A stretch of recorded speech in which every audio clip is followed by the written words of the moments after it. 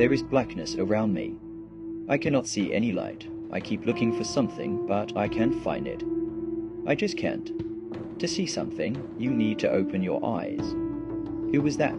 Who said it? I cannot see you. Who are you and where are you? We are standing in front of you. Open your eyes and you will see us. This was someone else's voice. Who is this? Are there two people? There are more than two people standing in front of you, but you have to open your eyes to see us. This is a third voice. You are three people. Why don't you just open your eyes? You are just asking nonsense questions. Open your eyes and you will see us all.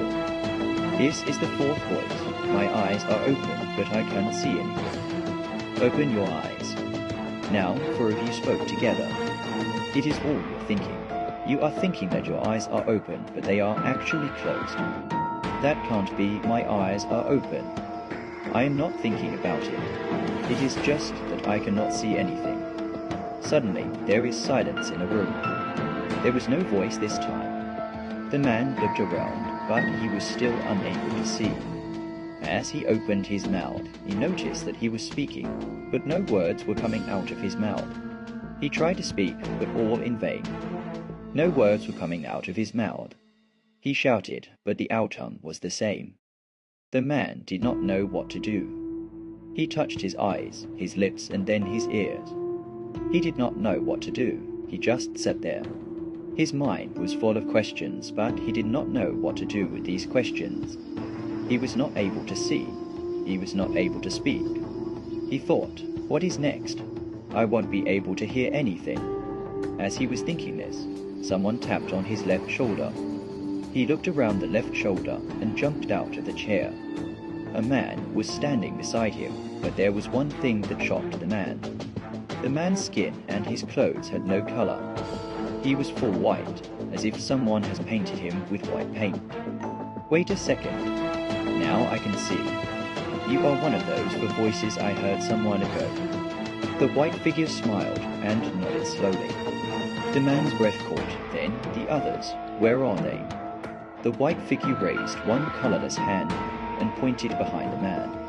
The man turned. The silhouette stood in a perfect semicircle. All white, the skin, the hair, the clothing, even the irises of their eyes. For identical white men, for identical smiles. You are all the same, the man whispered. One of them, the one who had tapped his shoulder, said calmly, We are what you left behind. I did not leave anything. You left us, said another, stepping closer, in the red room. The man's heart stuttered. What red room? The third tilted his head. The one you built. The one you locked. The one you visit every night and pretend you don't remember. The fourth man simply watched, and blinking. The man was confused. I don't know what you are talking about. The first white figure leaned in, then come and see. A low metallic creak sounded somewhere behind the man. Like an old door swinging, he felt air move against the back of his neck, warmer than the rest of the space, carrying a faint scent of blood and rust. He refused to turn. You cannot stay out here forever. The second man said gently, It is time.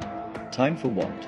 Time to go inside, the third man answered. Into the red room, where the 5 of us belong.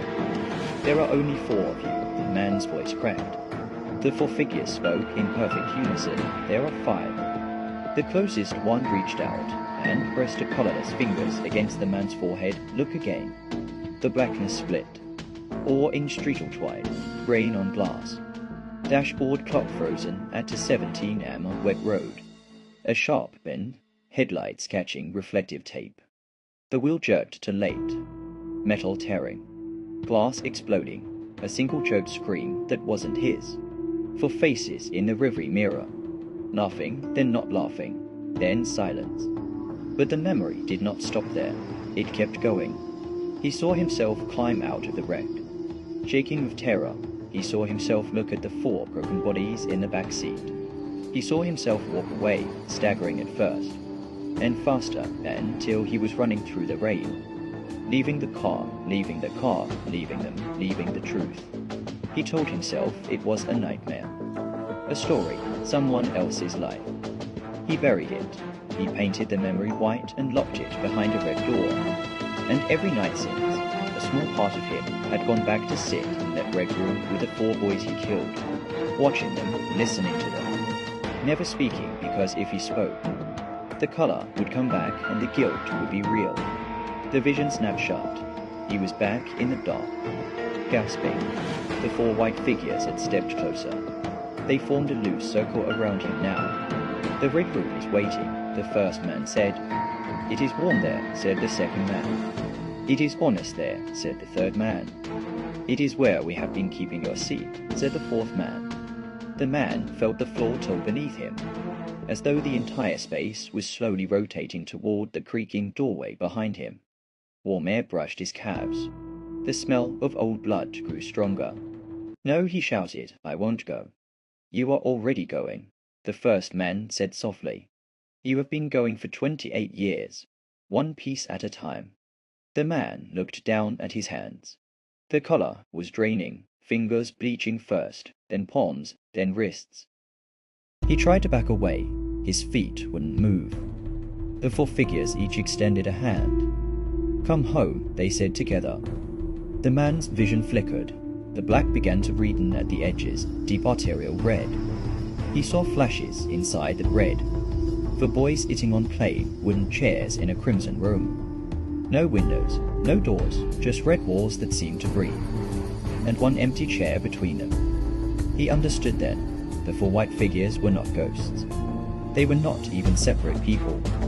They were the 4 pieces of himself he had amputated that night. His compassion, his courage, his honesty. His shame and locked away behind the red door so he could keep living as the 5th piece. The one who walked away clean. But the pieces had grown tired of waiting. They wanted the 5th piece back.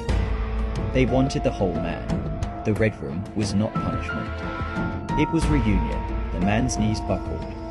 He sank. The 4 hands closed around his arms. Gently, his skin finished bleaching. His voice finished fading. He let them lead him backward through the doorway he could no longer refuse. Inside, the red room was quiet. The boys sat on 4 chairs. No longer white, no longer identical. They looked like themselves again. They looked at him. He looked at the empty chair. He sat, and when he did, the red walls sighed. 5 pieces, 1 man, finally together. No more running, no more black. Only red, only truth, only silence.